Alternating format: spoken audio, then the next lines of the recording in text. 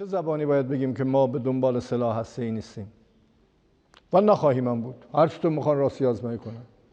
ما اگر واقعا اینا دلشون میخواد ایران سلاح هسته‌ای نداشته باشه، ما آماده ایم هر گونه راستی آزمایی رو خواستن.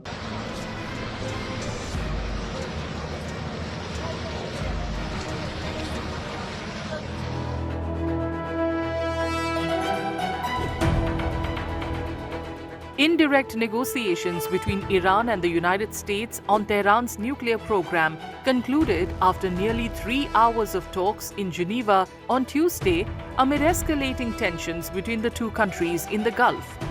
The United States says it is making renewed efforts to push for limits on Iran's uranium enrichment in exchange for potential sanctions relief. The negotiations unfolded against a dramatic backdrop.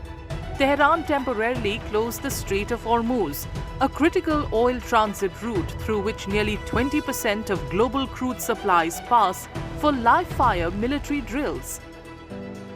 US President Donald Trump has repeatedly threatened to use force to compel Iran to curb its nuclear program, and Washington has stepped up its military presence in the region. Iran's Supreme Leader Ayatollah Ali Khamenei issued a stern warning to the United States over its deployment of aircraft carriers in the region, saying that more dangerous than the warship is the weapon that can sink the warship into the depths of the sea.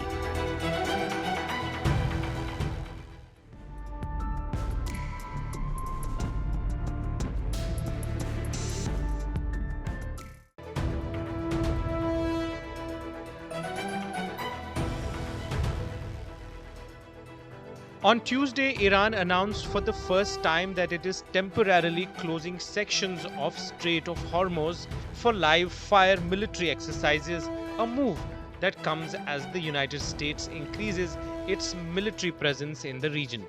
The Strait of Hormuz is one of the world's most critical maritime choke points, with nearly 20% of the global oil supplies passing through the narrow 21-mile-wide corridor linking the Persian Gulf with the Arabian Sea and the Indian Ocean. Tehran's decision follows the deployment of additional US naval forces to the Gulf, part of Washington's strategy to pressure Iran over its nuclear program. Authorities have not specified how long the drills and the partial closure will last. US President Donald Trump has warned that military action remains an option if Iran refuses to scale back its nuclear activities.